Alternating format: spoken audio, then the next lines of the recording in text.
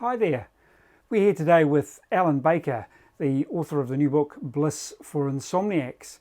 Allan, can you tell me how and when did you start your professional life? Wow. Believe it or not, I actually trained as an optometrist originally, but I never practiced, and I found that it just wasn't me. So I really stumbled into being a psychologist and then an aviation psychologist with a couple of very happy events.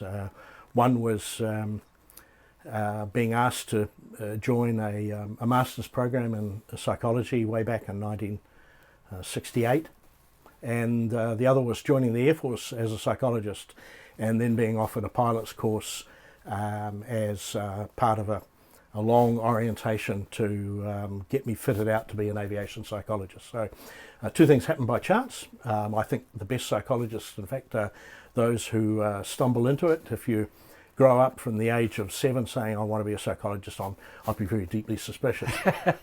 So that didn't happen to me.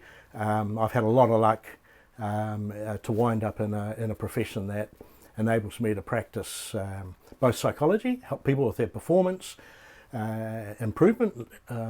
Sorry, I'll say that again. That actually helps pilots and improve their performance and be successful, but also keeps me close to the world of aviation as well.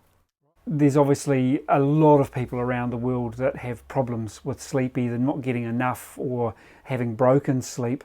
And because of that, there's a huge industry. There are books and apps and training programs that will tell you how to think about things that'll make you go to sleep, what to listen to make you go to sleep, what you should eat before you go to bed, what you shouldn't eat before you go to bed, and so on.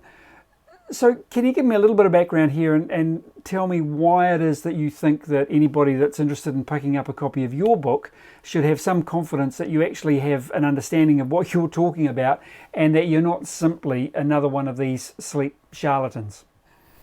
Wow, sheep charlatan, eh?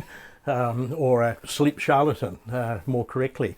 Yeah, they're pretty strong words, Alan, but I think I know where you're coming from, and I've certainly been in a similar situation of picking up books, looking at therapies around sleep techniques, and generally being very disappointed with what I found. I found a rehash of ideas that have been around for a long, long time. Some of those ideas probably no different to the advice that your mother would have given you.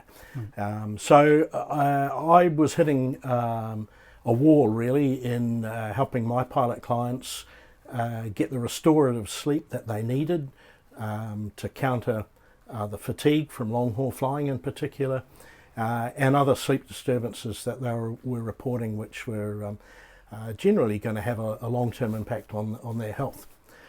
So I set about this a few years ago. I set some different goals, and I particularly wanted to tackle the business of insomnia and getting to sleep as if sleep taking was a skill that you could develop, rather than something which happened after you'd eliminated all the things that were stopping getting you to sleep. So that's been one of the tenets of the approach that I've taken. There are another two, and I'll tell you about those two as well, if you like.